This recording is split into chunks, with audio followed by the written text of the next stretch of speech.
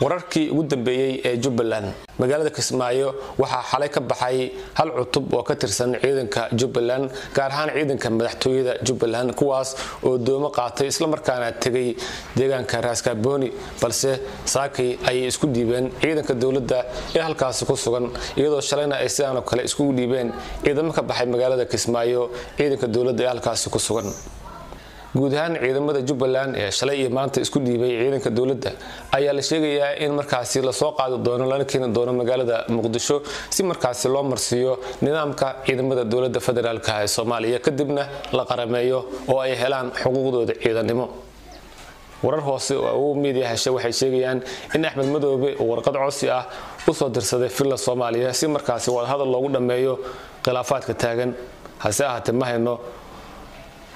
wax jawaab ah oo filla Soomaaliya ay arintaasi ka bixisay maamulka Jubbaland ayaa